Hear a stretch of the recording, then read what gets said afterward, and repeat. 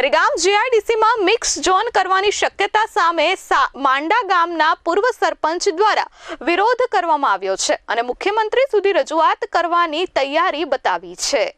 ઉમરગામ તાલુકાના સરીગામ જીઆઈડીસીમાં ઉદ્યોગો જોરશોરમાં ચાલી રહ્યા છે, ત્યારે સરીગામ જીઆઈડીસીમાં હાલ કાર્યરત ઝોનની પ્રથા યથાવત રાખવા માંગ ઉઠી છે। સરીગામ જીઆઈડીસીમાં મિક્સ ઝોન કરવાની શક્યતા સામે પૂર્વ સરપંચ પ્રભુ ઠાકરિયાએ કડક વિરોધ નોંધાવ્યો છે। હાલ સરીગામ જીઆઈડીસીમાં કેમિકલ ઝોન, એન્જિનિયરિંગ ઝોન અને પ્લાસ્ટિક ઝોન અલગ અલગ રીતે કાર્યરત છે, પરંતુ વર્તમાન પરિસ્થિતિમાં પ્રદૂષણમાં ભારે વધારો થયો હોવાનું સ્થાનિકો જણાવી રહ્યા છે।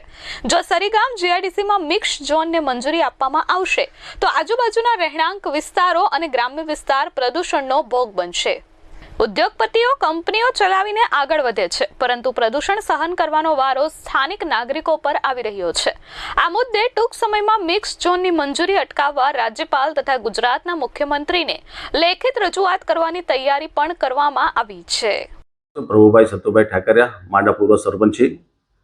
ફ્રી ઝોન બાબતે અત્યારે વિરોધ એટલા માટે કરવા પડે કે જે તે સમયે 1982માં જ્યારે જીઆઈડીસી સરીગામ જીઆઈડીસીની જે સ્થાપના થઈ તે વખતે એક ઝોન બનાવવામાં આવેલો હતો।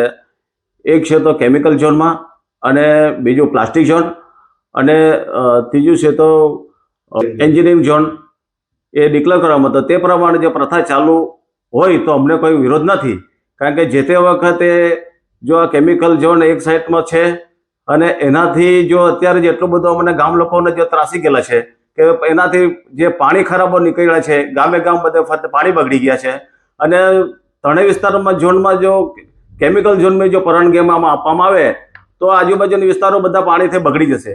તો અમારે એટલું જ કહેવાનું છે કે જે તે પહેલેથી પ્રથા ચાલુ છે એ પ્રમાણે ચાલુ રહી તો અમને કોઈ વાંધો નથી, ને જો આ રીતે જો કરવાનું હોય તો એ બાબતમાં અમે મુખ્યમંત્રીશ્રીને ફરિયાદ કરવાના છે અને રાજ્યપાલને બી અમે એ બાબતમાં અમે ફરિયાદ કરવાના છે। આ જો આવવાથી જો જે અમારા જે ગામડાના આજુબાજુ વિસ્તારના જે લોકો છે, જે નોકરી જતા છે, રોજગારી મેળવતા છે, એમને આ કેમિકલ ઝોન આવવાથી કેમિકલ ઝોનમાં કોઈ ફેક્ટરીમાં કોઈ કામ કરવા જવાનું નથી, તો જેથી અમારે ગામડા લોકોને, રોજગાર લોકોને ઘણી તકલીફો પડવાના છે।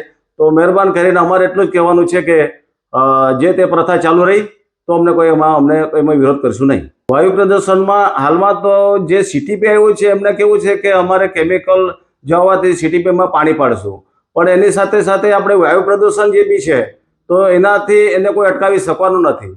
તો વાયુ પ્રદૂષણથી બી અમને આજુબાજુ ગામડામાં ભયંકર એનાથી અમને નુકસાન થવાનું છે।